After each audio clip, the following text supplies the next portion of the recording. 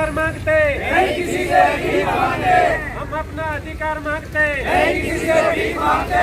जय जवान जय किसान, जय जवान जय किसान।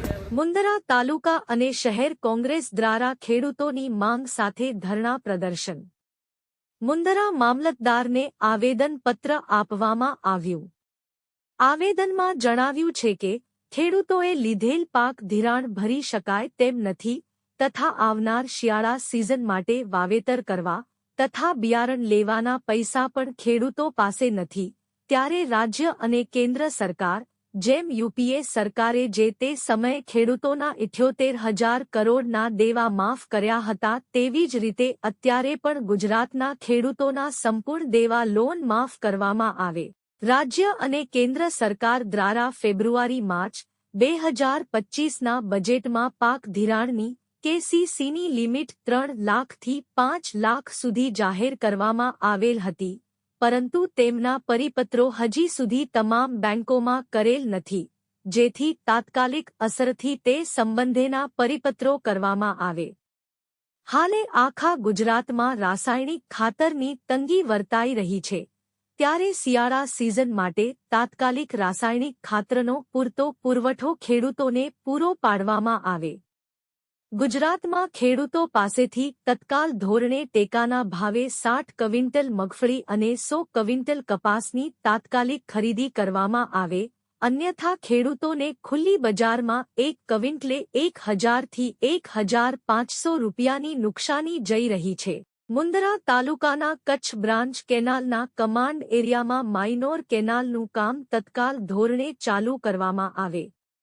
આપણા કચ્છ જિલ્લામાં જ્યારે પુષ્કળ પ્રમાણમાં પશુપાલનનું વ્યવસાય થઈ રહ્યું છે, ત્યારે સરહદ ડેરી જે પ્રમાણે દૂધના ભાવ આપી રહી છે તે ખૂબ જ ઓછા છે, જે વધારવામાં આવે અને જે રીતે ભાવ ફેર બોનસ અપાય છે તે પણ ખૂબ જ ઓછો છે, જેથી ભાવ ફેર બોનસ 20 થી 25% આપવામાં આવે.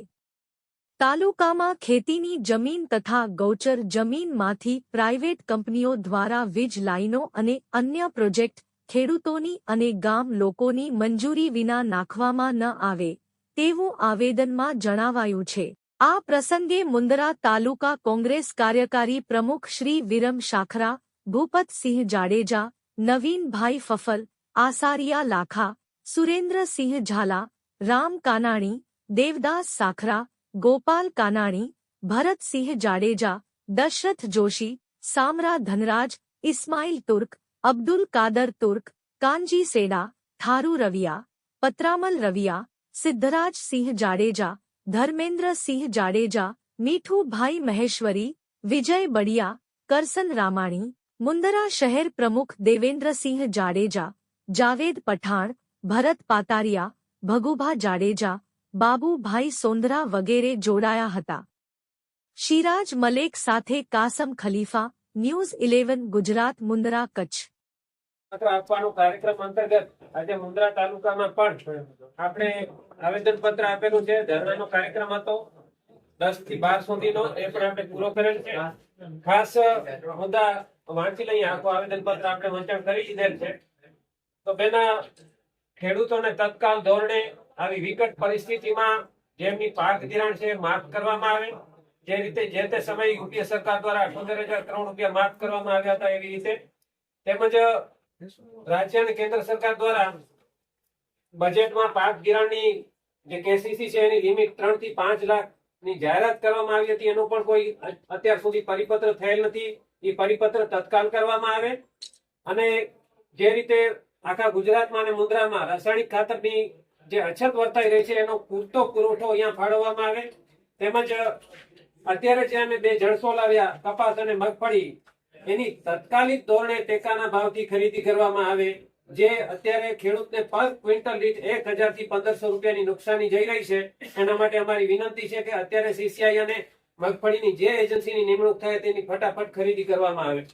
તેમજ મુંદરા તાલુકાના જે કમાન્ડ એરિયા છે નર્મદાનો, એની અંદર માઇનર કેનાલનું પણ કામ પૂરું કરવામાં આવે અને આપણા જિલ્લાની અંદર સરહદ ડેરી દ્વારા જે રીતે બોનસ ઓછું અપાઈ રહ્યું છે તે 20 થી 25% બોનસ આપવામાં આવે, જેથી પશુપાલકો પોતાનું ગુજરાન ચલાવી શકે અને છેલ્લે જે રીતે પ્રાઇવેટ કંપનીઓ અત્યારે ખેડૂતોની જમીન અને ગૌચર જમીન ઉપર દબાણ કરી અને પોતાની મનમાની કરી ટાવર લાઈનો પાઇપ લાઈનો અને પવનચક્કીઓ નાખી રહી છે, એમને પણ અંકુશમાં રાખવામાં આવે અને નિયમ અનુસાર એમના વિરુદ્ધ પણ કાર્યવાહી કરવામાં આવે એવી અમારી સર્વેની લાગણી અને માંગણી છે.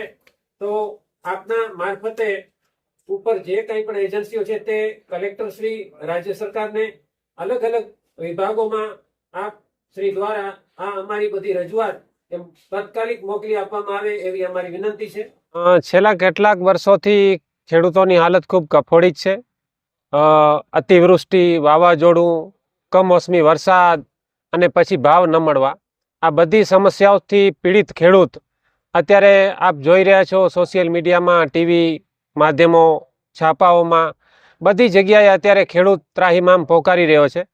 ત્યારે ભારતીય રાષ્ટ્રીય કોંગ્રેસ ગુજરાત પ્રદેશ દ્વારા 2 દિવસના જે કાર્યક્રમ જાહેર કરવામાં આવેલ એ અનુસંધાને આજે 3 તારીખે મુંદ્રા તાલુકાની અંદર ધરણા અને આવેદનપત્રનું કાર્યક્રમ કરવામાં આવેલ. એ અનુસંધાને વિવિધ મુદ્દાઓ ઉપર જે કંઈ પણ ચર્ચા થઈ છે એ ચર્ચા આપની પાસે રેકોર્ડ હશે જ. તેમ છતાં મોટા મોટા વિષય લઈ લઈએ તો અત્યારે ખેડૂતોને આવી પરિસ્થિતિની અંદર તત્કાલ જે ધિરાણ છે, પાક ધિરાણ, એ માફ કરવામાં આવે અને એની જે મર્યાદા સરકારે જાહેર કરી હતી ફેબ્રુઆરી માર્ચમાં, એ મર્યાદા પણ 3 થી 5 લાખ કરવામાં આવે, એના પરિપત્ર તાત્કાલિક કરવામાં આવે. તેમજ ખેડૂતોનું જે ઉત્પાદન છે કપાસ અને મગફળી વગેરે, એની પણ તાત્કાલિક ખરીદી શરૂ કરવામાં આવે. અત્યારે પર ક્વિન્ટલ દીઠ ખેડૂતોને 1000 થી 1500 રૂપિયાની નુકસાની જઈ રહી છે, જેની ભરપાઈ કોણ કરશે આવી પરિસ્થિતિમાં? આવા અનેક મુદ્દાઓ છે, જેમાં રાસાયણિક ખાતરની અછત હોય, ખેડૂતોની જમીન ઉપર કંપનીઓ દ્વારા અતિક્રમણ હોય કે પછી શરત ડેરી દ્વારા પૂરતા ભાવ ન મળતા હોય. આવા વિવિધ મુદ્દાઓ અનુસંધાને આજે લગભગ 7-8 મુદ્દાઓ હતા, જે 4-5 મુદ્દાઓ ઉપરથી આવેલા હતા, બાકીના તાલુકા લેવલના મુદ્દાઓ હતા. એ મુદ્દા અનુસંધાને મામલતદાર શ્રીને આવેદનપત્ર આપવામાં આવેલ અને તમે જોઈ શકો છો કે કપાસ અને મગફળી એની અમે મામલતદાર શ્રી આગળ રજૂઆત કરી છે કે આની ફટાફટ ખરીદી કરવામાં આવે, કારણ કે ખેડૂતો પોતે પોતાનો પાક રાખી શકે એવી પરિસ્થિતિમાં નથી. એમને પૈસાની જરૂર છે, શિયાળુ પાક વાવવા છે, એમની પાસે અત્યારે ખાવા માટે પણ પૈસા નથી એવી પરિસ્થિતિ છે. ત્યારે સરકાર શ્રી જલ્દી આ વિનંતી સાંભળે અને અમારો તમામ મુદ્દાનું નિરાકરણ કરે.